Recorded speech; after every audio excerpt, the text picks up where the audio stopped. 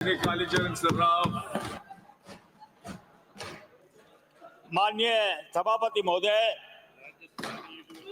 आज Rajasthan coaching centre नियंत्रण और विनियमन विधेयक 2025 पर बहस हो रही है। प्रायोजक हैं cancer healer centre, a new beginning. मैं भी अपने आप को इसमें शामिल करना चाहूंगा। मैं धन्यवाद देना चाहूंगा इस बात के लिए कि राज्य सरकार ने ये विधेयक लाने का मानस बनाया, क्योंकि जिस तरीके से हमारे प्रदेश में छात्र लोग जो कोचिंग में पढ़ते हैं उनमें निरंतर आत्महत्याओं में वृद्धि हो रही है, उस पर गंभीरता से विचार करने की आवश्यकता है। यानी पिछले 10 साल में 127 छात्रों ने आत्महत्या की और हर साल बच्चों की आत्महत्याओं के मामले में वृद्धि हो रही है। परंतु इस विधेयक में आप विधेयक तो ले आए, पर इस विधेयक में अभिभावकों की काउंसलिंग, स्ट्रेस मैनेजमेंट जैसे मुद्दे पर बिल्कुल भी ध्यान नहीं दिया गया। सभापति महोदय, इस विधेयक को लाने के पीछे उद्देश्य यह होना चाहिए कि किस प्रकार से अपने अभिभावकों के दबाव में बच्चे बिना इच्छा होते हुए मेरा बच्चा डॉक्टर बनना चाहिए, मेरा बच्चा इंजीनियर बनना चाहिए, और अभिभावक अपने बच्चे को कोचिंग इंस्टीट्यूशन में भेज देते हैं, पर बच्चा डॉक्टर की जगह, जैसा बुढ़ानिया जी बता रहे थे कि वो इंजीनियर बनना चाहता है, पर पिताजी कहते हैं कि नहीं बेटे तू तो डॉक्टर ही बन। वो कहता है कि मैं डॉक्टर नहीं बन सकता। तो इसके बारे में इस विधेयक में कोई प्रावधान नहीं है।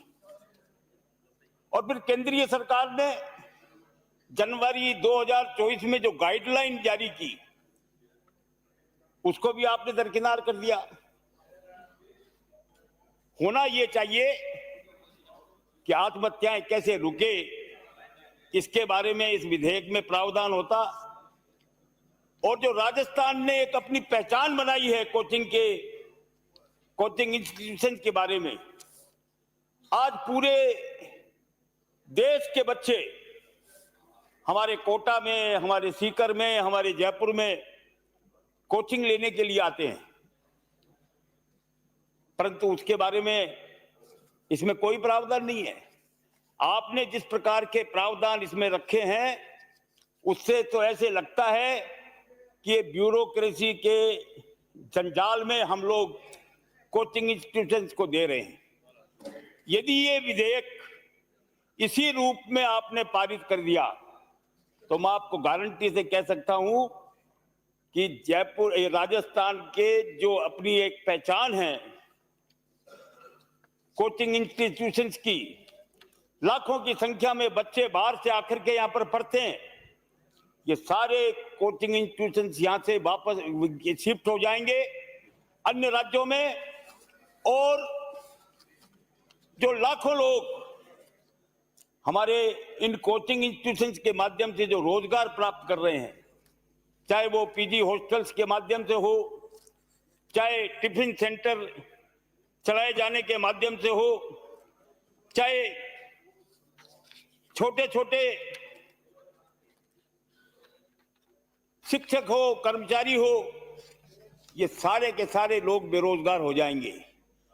इसलिए मैं ये कहना चाहूंगा कि आपकी मंशा तो ठीक है कि आप ये इस प्रकार का बिल लेकर के आए हैं, पर इस बिल की उपयोगिता तभी है जब इसकी सार्थकता है कि हम इस पर, जैसा भरतपुर से आने वाले माननीय विधायक ने कहा, कि आप इस पे गहन विचार विमर्श करें, शिक्षकों से बात करें, अभिभावकों से बात करें, कोचिंग इंस्टीट्यूशन के जो संचालक हैं उनसे बात करें, जनता से बात करें, और उसके बाद ये विधेयक यदि लाएंगे तो निश्चित रूप से वो फुल प्रूफ होगा।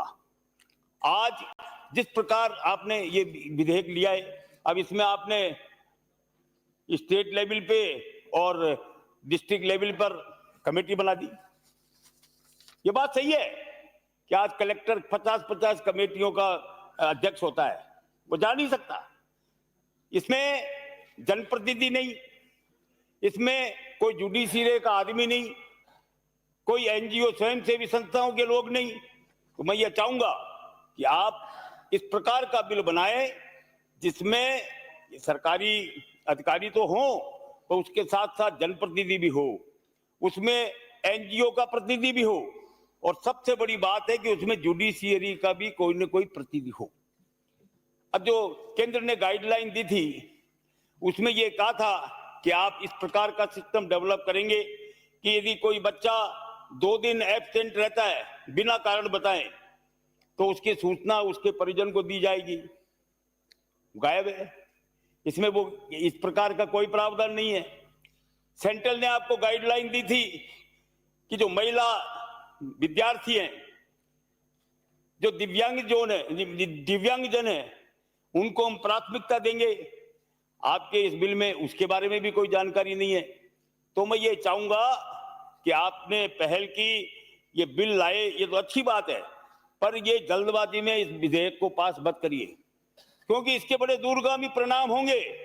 और मैं आपको कह रहा हूं कि यदि ये इस प्रकार से यदि इस बिल को पारित कर दिया तो सारे इंस्टीट्यूशंस, जो 60,000 करोड़ का व्यापार हमारे राजस्थान में कोचिंग इंस्टीट्यूशंस के कारण है, वो सारे बाहर शिफ्ट हो जाएंगे और हमारे यहाँ हजारों लाखों लोग बेरोजगार हो जाएंगे।